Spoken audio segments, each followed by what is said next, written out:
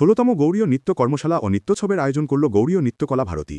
বিভিন্ন অনুষ্ঠানের মাধ্যমে রবিবার ১৬তম নৃত্যোৎসবের আয়োজন করল গৌড়ীয় নৃত্যকলা ভারতী শিলচর। স্থানীয় রাজীব ভবনে এদিন বিশিষ্ট জনেদের উপস্থিতিতে প্রদীপ প্রজ্বলনের মাধ্যমে উৎসবের শুভ সূচনা করা হয়। গত ২৩শে ডিসেম্বর থেকে নৃত্যগুরু ড মহুয়া মুখোপাধ্যায়ের উপস্থিতিতে কর্মশালার আয়োজন করা হয়েছে। উল্লেখ্য, বাংলা শাস্ত্রীয় নৃত্যনীতে কাজ করার পাশাপাশি মূলত লোকনৃত্যের প্রচার ও প্রসার করে যাচ্ছে গৌড়ীয় নৃত্যকলা ভারতী। ইতিমধ্যে অনেক ছাত্রছাত্রী ভারত সরকারের জুনিয়র ও সিনিয়র স্কলারশিপ পেয়েছে। এদিন বঙ্গভবনে অনুষ্ঠিত উৎসবে প্রশিক্ষণপ্রাপ্ত ছাত্রছাত্রীরা মঞ্চে তাদের অনুষ্ঠান পরিবেশন করার পাশাপাশি বেহুরা নৃত্যগানকে মূল আকর্ষণ হিসেবে রাখার ২৭ ডিসেম্বর ২০২৫ সাল থেকে ২৫ সালের এবার ১৬তম অনুষ্ঠান পরিবেশন হচ্ছে।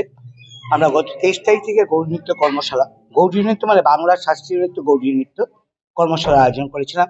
ডক্টর মহুয়া মুখোপাধ্যায়, যিনি শাস্ত্রীয় নৃত্যের স্রষ্টা, তিনি এবং ওনার দুই ছাত্র এবং পণ্ডিত অমিতাভ মুখোপাধ্যায় এসেছিলেন এবং আজকে এই অনুষ্ঠানটা হচ্ছে।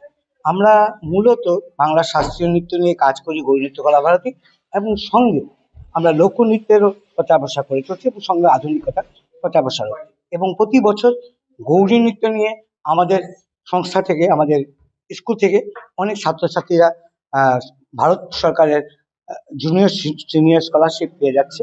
এবং আমি নিজে ২০১৩ সালে জুনিয়র ফেলোশিপ পেয়েছিলাম। এবার এই বছর আমি সিনিয়র ফেলোশিপ পেয়েছি। আজকে আমাদের মূল আকর্ষণ রয়েছে এক কর্মশালা, নাচ রয়েছে, তাছাড়া কিছু আধুনিক নৃত্য রয়েছে, এবং আমাদের মূল আকর্ষণ হচ্ছে মনসামঙ্গল কাব্য আধারিত বরাক উপত্যকা পদ্মপুরাণ আশ্রিত বেহুলা নৃত্যনাট্য। আমাদের গৌড়ীয় নৃত্য কলা ভারতীর ১৬তম বর্ষপূর্তি আজ, বাৎসরিক উৎসব। প্রতি বছর একটা ওয়ার্কশপ করা হয় ৩ দিনের।